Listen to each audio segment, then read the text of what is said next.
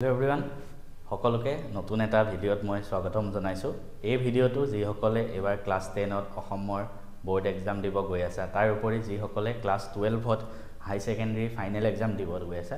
দুইটা ক্লাছৰ ষ্টুডেণ্টৰ কাৰণে ইম্পৰ্টেন্ট হয়। সকলোৱে ভিডিঅ'টো লাষ্টলৈকে চাবা। মই তোমালোকৰ এজন দাদা হিচাপে মই নিজে কেনেকৈ পঢ়িছিলোঁ, নিজে কেনেকৈ মই 10ত থাকোঁতে আৰু 12ত থাকোঁতে ষ্টাডি কৰিছিলোঁ, মই তোমালোকক কেইটামান এডভাইচ দিব গৈ আছোঁ। যদি মানা তোমালোকৰ নিজৰে ভাল হ'ব। আজি এতিয়া এই ভিডিঅ'টো আপলোড কৰাৰ পিছত তোমালোকৰ পৰীক্ষাৰ কাৰণে হয়তো খুব বেছি কেদিন থাকিব, 20 দিন 15-20 দিন সময় থাকিব। এইখিনি সময়ত তোমালোকে কেনেকৈ নিজে পঢ়িবা যাতে এটা ভাল ৰিজাল্ট সকলোৰে হয়, সেইটো মই অলৰেডি কৈ আহিছোঁ। আজি কেইটামান পইণ্ট কম, এইকেইটা স্পেচিয়েল পইণ্টত তোমালোকে পৰীক্ষাৰ আগত সকলোৱে এইখিনি পইণ্টত বেছিকৈ ফ'কাছ কৰিবা, ঠিক আছে। প্ৰথম কথা হ'ল 10ৰে হোৱা বা 12ৰে হোৱা মোষ্ট ইম্পৰ্টেণ্ট হ'ল ৰিভিজন কৰিলেহে হ'ব, ঠিক আছে। আমি যদি বস্তুবিলাক ৰিভিজন নকৰি সদায় পঢ়ি গৈ পৰীক্ষাৰ আগদিনা ৰিভিজন কৰিব যাওঁ নহ'ব। মই তোমালোকক এটা এক্সাম্পল দিওঁ। তোমালোকক মই ক'লোঁ এমাহ আছে, গোটেই মাহটো ডেইলি আমি 1 লিটাৰকৈ পানী খাব লাগে, ঠিক আছে। ডেইলি 1 লিটাৰকৈ পানী হ'লে মাহটোত 30 লিটাৰ পানী হ'ব। মই যদি কওঁ গোটেই মাহটো তুমি পানী খাব নালাগে, মাহৰ শেষত তোমালোকে এদিনত 30 লিটাৰ পানী খোৱা পাৰিবা জানো? নোৱাৰা। সদায় 1 লিটাৰ পানী খালেহে হ'ব। ঠিক তেনেকৈ পৰীক্ষাৰ আগত যদি তুমি এদিনতে গোটেইবোৰ বস্তু কৰিব যোৱা চব খেলি মেলি হৈ যাব। যেনেকৈ এদিনত বেছি পানী খাই দিলে তোমাৰ বমি হৈ যাব, তো পৰীক্ষাৰ আগতো সেই একেই হ'ব, পৰীক্ষাত গৈ বেয়া হৈ আহিব। গতিকে এতিয়াৰ পৰাই লাহে লাহে ৰিভিজন কৰিব লাগিব। কেনেকৈ ৰিভিজন কৰা টেকনিক আছে। প্ৰথম কথা, যিবিলাক প্ৰেক্টিছ কৰা বস্তু যেনেকৈ মেথছ, এডভান্স আৰু ছায়েন্স, এইকেইটা বস্তু ৰিভিজন কৰোঁতে বা আমাৰ হাই ছেকেণ্ডেৰীৰ কাৰণে ফিজিক্স, মেথছ, কেমেষ্ট্ৰি কিছুমান বস্তু যিবিলাক নিউমেৰিকেল থাকে, ৰিভিজন সেইখিনি সেই চেপ্টাৰকেইটা তোমালোকে ফাৰ্ষ্ট পঢ়ি তাৰ তোমালোকে কুৱেশ্যন প্ৰেক্টিছ কৰিব লাগিব। তাৰ কাৰণে বেষ্ট উপায় হ'ল টেষ্ট পেপাৰ। মেট্ৰিকৰ কাৰণে প্ৰি ফাইনেলৰ যিখন টেষ্ট পেপাৰ আহে, হাই ছেকেণ্ডেৰীৰ কাৰণে তোমালোকে এইখন ল'ব পাৰে, এক্সাম বুষ্টাৰখন ল'ব পাৰে। মই ডেছক্ৰিপশ্যনত লিংক দি থৈ দিম, তোমালোকে তাৰ পৰাও ল'ব পাৰে এক্সাম বুষ্টাৰ। তো সেইকেইখন তোমালোকে ছল্ভ কৰি তাৰ প্ৰেক্টিছ কৰিবা, তেতিয়া তোমালোকৰ ৰিভিজন হ'ব। সদায় অলপ অলপ কৰিবা। ডেইলি যিমান পঢ়িলা, ধৰা এটা চেপ্টাৰে পঢ়িলা, ৰিভিজন অকণমান কৰিবা হ'লেও, কুৱেশ্যন এটা প্ৰেক্টিছ কৰিবা, তাৰপৰা 2-3টা কুৱেশ্যন প্ৰেক্টিছ কৰিবা। ছেকেণ্ড কথা, যিবিলাক থিয়ৰী টাইপ বস্তু যেনেকৈ biology, chemistry, social science, Assamese, English, Hindi, সেইবিলাক বস্তু তোমালোকে লিখিতো প্ৰেক্টিছ কৰিবই লাগিব, কাৰণ তেতিয়াহে সেইবিলাকত তোমালোকৰ স্পীডটো আহিব। তাৰ উপৰি তোমালোকে যিহেতু কুৱেশ্যনবিলাক চাবা, তো কি কৰিবা, এবাৰ যিকোনো এটা দীঘল প্ৰশ্ন ধৰা ছ'চিয়েল ছায়েন্সৰ, মই কমন কুৱেশ্যন এটা ক'লোঁ, 1857 চনৰ বিদ্ৰোহ কিয় বিফল হৈছিল অসমত, তাৰ কাৰণকেইটা আমি লিখিব লাগে। তুমি কি কৰিবা, সেই কাৰণকেইটা এবাৰ ধুনীয়াকৈ বহীখন তুমি যি লিখিছা সেইখিনি তোমালোকে চাই তোমালোকে পঢ়িলা। পঢ়োঁতে ধৰা 15 মিনিট, 20 মিনিট, আধা ঘণ্টা, যিমান সময় লাগে গ'ল। তাৰপিছত কি কৰিবা, বহীখন জপাবা। তাৰপিছত লিখিব পাৰিলে ভাল, নিজে ছাইডত লিখি যাব পাৰিলে ভাল। কিন্তু তোমাৰ হাতত যদি সময় নাই, তুমি নিজে মুখতে ভাবিবা মই কি পঢ়িলোঁ, আধা ঘণ্টা যে মই পঢ়িলোঁ, কি পঢ়িলোঁ। এইটো পইণ্ট পঢ়িলোঁ, প্ৰথমতে এইটো পইণ্ট আছিলে, তাৰপিছত এইটো। মই তেনেকৈ মুখস্থ কৰিছিলোঁ, কিন্তু ছ'চিয়েল ছায়েন্স মুখস্থ নহয়, অসমীয়া মুখস্থ নহয়, বহুতে সেনেকৈ কয়, মই তেনেকৈ কৰিছিলোঁ। আধা ঘণ্টা সময় মই পঢ়িলোঁ কুৱেশ্যনটো বা ৰচনাখন পঢ়িলোঁ, তাৰপিছত মই বহীখন জপালোঁ। তাৰপিছত মই কি কৰিম, ভাবিম যে মই এইটো পঢ়িছিলোঁ, এইটোৰ পিছত এইটো লাইন আছে, এইটোৰ পিছত এইটো লাইন আছে, কিবা যদি পাহৰি গ'লোঁ আকৌ এবাৰ চাম, ঠিক আছে। তাৰপিছত আকৌ জপাম, আকৌ আৰম্ভণিৰ পৰা আৰম্ভ কৰিম, আকৌ মুখস্থ কৰিম। এইটো এনেকৈ কৰিছিলোঁ, তাৰপিছত এইটো লাইন আছে, ছেকেণ্ড পইণ্টত এইটো আছে, প্ৰিয় সাহিত্যিক প্ৰিয় হোৱাৰ কাৰণ এইটো হয়, সেইখিনি কৰিলোঁ। তাৰপিছত গোটেইখিনি পঢ়া যেতিয়া হৈ গ'ল, মই এবাৰ স্পীডত লিখি দিম, লিখি প্ৰেক্টিছ কৰিম। দুইটা যদি কৰি লোৱা ন, তোমাৰ কাৰণে এনাফ। ৰিভিজন সেইটোৱে বেষ্ট উপায় হ'ল। ডেইলি অলপ অলপ কৰি যোৱা, পৰীক্ষাৰ দিনা ক'বা মোক আহি যে সঁচাই ভাল হৈছেনে নাই।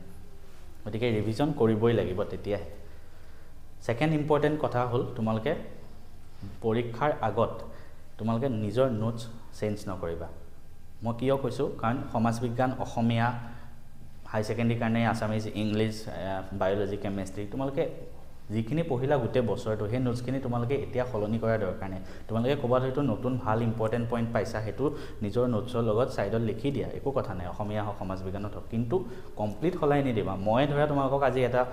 পঢ়ালোঁ, আজি এটা নোটছ দিলোঁ নতুন, এই পৰীক্ষাৰ আগমুহূৰ্তত 20 দিন আগত এখন নতুন ৰচনা দিলোঁ। তোমালোকে সেইখন যদি তোমালোকে অলৰেডি গোটেই বছৰটো এখন ৰচনাই লিখি আহি আছা, তোমালোকে 20 দিন আগত সেই বস্তুটো চেঞ্জ নকৰিবা। যদি তোমাৰ লাগিছে সেইখন সঁচা ভাল নহয় তুমি পঢ়াখন বা তুমি ভাল নম্বৰ পোৱা নাই সেইখনত তেতিয়া সলনি কৰা সেইটো একো কথা নাই কিন্তু এখন ৰচনা বা এটা নোটছ যদি তুমি আগৰ পৰা গোটেই বছৰটো পঢ়ি আহিছা আৰু এজন টিচাৰে আজি ঘপককৈ আহি তোমাক বেলেগ এটা নোটছ দি দিলে তুমি পৰীক্ষাৰ এসপ্তাহ আগত 10 দিন আগত সেইটো সলনি কৰি পঢ়ি যাব চেষ্টা নকৰিবা সেইটো সব খেলিমেলি হৈ যাব গতিকে এজন দাদা হিচাপে কৈ আছোঁ সেই নোটছটো সলনি নকৰিবা লাষ্টত গোটেই বছৰটো যি পঢ়িছা লিখা নিজৰ ওপৰত কনফিডেন্স ৰাখা মই এটা কথা কওঁ মই সমাজ বিজ্ঞানত মই নিজে লিখিছিলোঁ কুৱেশ্যন এনচাৰ সব মই মেট্ৰিকত নিজৰ কুৱেশ্যন এনচাৰ মই নিজে লিখিছিলোঁ মই কোনো টিচাৰৰ নোটছ ফ'ল' কৰা নাই মই নিজে লিখিছোঁ সেয়া নোটছ মোৰ জুনিয়ৰবিলাকেও ফ'ল' কৰিছে গতিকে নিজৰ ওপৰত বিশ্বাস ৰাখা ভাল ৰিজাল্ট হ'বই থাৰ্ড ইম্পৰ্টেণ্ট পইণ্ট হ'ল তোমালোকে প্ৰথম ক'লোঁ ৰিভিজন ছেকেণ্ড ক'লোঁ কি নোটছবিলাক চেঞ্জ নকৰিবা থাৰ্ড হ'ল অকল কমন পঢ়ি নাযাবা মই কিয় কৈছোঁ মই নিজেও কমন দি আছোঁ বা বেলেগ টিচাৰেও দি আছে কিন্তু মই আকৌ কৈছোঁ মই যে কমন দিছোঁ বা বেলেগ টিচাৰে যে দিছে সেয়াও গৈ পৰীক্ষাত আহিব সেইটো কোনো চিউৰিটি দিয়া নাই মইতো পৰীক্ষাৰ কুৱেশ্যন পেপাৰখন বনোৱা নাই কেতিয়াবা হয়তো কমন দি দিব পাৰে মই ইমানখিনি এনালাইচিছ কৰি দিওঁ ঠিক আছে অসমৰ বেষ্ট অসমৰ আটাইতকৈ নিৰ্ভৰযোগ্য চেনেল বুলি মেথছ এণ্ড ফিজিক্স চাব বিশ্বাস কৰে সেইটো কাৰণে চোৱা বাৰু একো কথা নাই নিজৰ কথাই কৈ দিছোঁ আৰু চবেই কোৱা যেতিয়া তাৰপিছত সেইখিনি চোৱা একো কথা নাই কিন্তু তোমালোকে অকল কমন পঢ়ি নাযাবা অকল কমন পঢ়ি যাবলৈ কোনো টিচাৰে নকয় আৰু যদি সেইজন টিচাৰে কৈছে তুমি নাচাবা সেইজন টিচাৰৰ ভিডিঅ' তোমালোকে পাঠটো ভালদৰে পঢ়া পাঠটো ভালদৰে পঢ়ি তাত ৰিভিজন কৰা সেই পাঠটোৰ ওপৰত কিন্তু মই আজি ছ'চিয়েল ছায়েন্সৰ এটা পাঠৰ পৰা দুটা প্ৰশ্ন আহিব বুলি কৈছোঁ পৰীক্ষাত যদি নাহে তেতিয়া কি কৰিবা মইতো সৰ্বজ্ঞানী নহয় ঠিক আছে মই কৈছোঁ মই নিজৰ এক্সপিৰিয়েঞ্চৰ পৰা কৈ আছোঁ মই যোৱা 4 বছৰ পঢ়াই আছোঁ অসমৰ বিভিন্ন জিলাৰ কুৱেশ্যন পেপাৰ এনালাইজ কৰি পেলাই কৈছোঁ হ'লেও যদি নাহে সেইটো কাৰণে ভালকৈ পাঠটো পঢ়া তেতিয়া তোমাক একো নাই পৰীক্ষাত যি আহে কিবা হ'লেও লিখিব পাৰিবা সেইটো কাৰণে অকল কমন বুলি আৰু কোনো টিচাৰক বিশ্বাস নকৰিবা ইউটিউবত মই আকৌ কৈছোঁ এতিয়া ইউটিউবত মই নিজেই কালি নাই মই মানে এটা কথা কওঁ মই ইমানকৈ মই সময় নাই ইউটিউব চাই থাকিবলৈ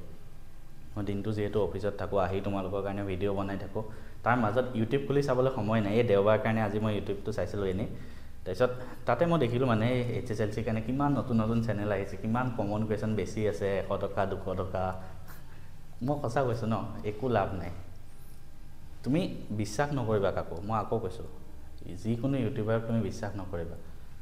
আগত চাবা সেই যোনজন টিচাৰে তোমাক পঢ়াইছে তেওঁৰ এক্সপিৰিয়েঞ্চ আছে নে নাই প্ৰথম কথা তেওঁৰ এক্সপিৰিয়েঞ্চ আছে নে 5-6 বছৰত ছেকেণ্ড কথা তুমি যাক ফ'ল' কৰিছা তেওঁ পঢ়োৱা ষ্টুডেণ্টে ভাল ৰিজাল্ট কৰিছে নে সঁচাকৈ কৰিছে নে চাবা ঠিক আছে ফেকো থাকে বহুত আৰু সেই বস্তুবোৰ পৰীক্ষাত আহিছে নাই সেইটো চাবা থাৰ্ড কথা যোনে তোমাক পঢ়াইছে সেই মানুহজন নিজে ভালকৈ ভাল ৰিজাল্ট কৰিছিলে নাই সেইটো চাবা এই তিনিটা যদি আছে তেতিয়া তুমি তেওঁক ফ'ল' কৰা মই সেইটো কাৰণে মোক ফ'ল' কৰিবলৈ মই সেইটো কাৰণে কওঁ আৰু মোক সেইটো কাৰণে বহুতে বেয়া পায় আই ডোণ্ট কেয়াৰ মোক বেয়া পায় ভাল পায় মোৰ একো ফৰক নপৰে মোৰ ভিডিঅ' আজি যদি 10টা ষ্টুডেণ্টেও চাই ভাল ৰিজাল্ট কৰে অকল 10টাও যদি ভিউ থাকে ইউটিউবত মই সেইটোত মই বহুত সন্তুষ্ট হ'ম মোৰ ভিউজৰ কাৰণে মই পইচাৰ কাৰণে একো ভিডিঅ' বনাই থকা নাই মই আকৌ কৈছোঁ এতিয়া আমি একেটা কথা ক'লোঁ আৰু এটা ইম্পৰ্টেণ্ট পইণ্ট কওঁ তোমালোকক সেইটো হ'ল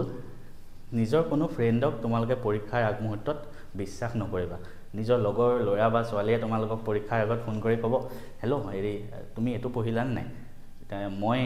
মোৰ অকণো পঢ়া হোৱাই নাই দেই তোমাৰ লগৰজনে সেনেকৈ ফোন কৰি ক'ব বা লগৰ ছোৱালীজনে সেনেকৈ ক'ব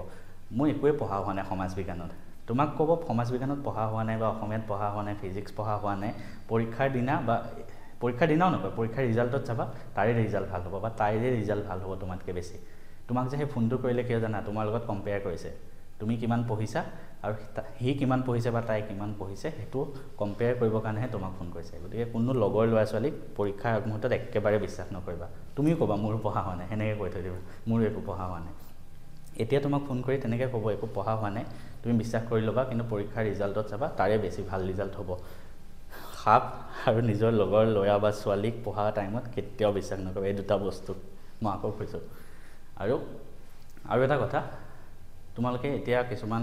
ষ্টুডেণ্ট থাকে কিছুমান ল'ৰা ছোৱালী থাকে যাৰ এতিয়াও গাত লগা নাই কথাটো তোমালোকে এতিয়াও নিজৰ লগৰ এজন ল'ৰাই কোনোবা লগৰ ছোৱালীক হেল্প কৰি আছা এইটো পঢ়া সেইটো পঢ়া ৰাতিলৈকে মেছেজ কৰি আছা বা কোনোবা ছোৱালীয়ে ল'ৰাক মেছেজ কৰি আছা এইটো পঢ়া সেইটো পঢ়া এতিয়া তোমালোকৰ একো নহয় ইয়াৰ ফল তোমালোকে কেনেকৈ পাবা জানানে দুবাৰ পাবা এবাৰ কেতিয়া যেতিয়া তোমাৰ ৰিজাল্ট দিব তেতিয়া তুমি কান্দিব লাগিব দুবাৰ তুমি কান্দিব লাগিব এবাৰ যেতিয়া তোমাৰ ৰিজাল্ট দিব তুমি এইটো ভাবিবা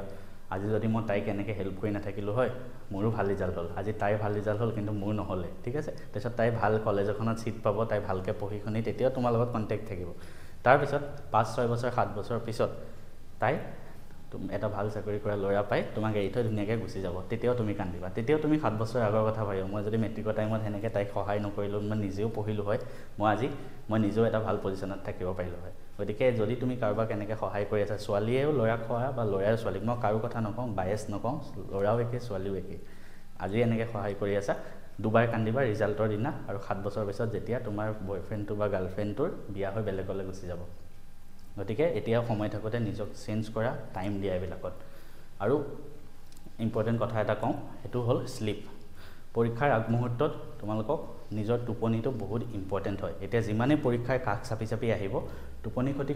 কৰাটো তোমালোকে কমাই দিবা মই এতিয়াৰ পৰাই কওঁ আজি ভিডিঅ'টো চোৱাৰ পৰাই তোমালোকে যদিও টোপনি ক্ষতি কৰি আছা এতিয়ালৈকে তোমালোকে এতিয়াৰ পৰা কমাই দিয়া তোমালোকে 6 পৰা 7 ঘণ্টা শুৱা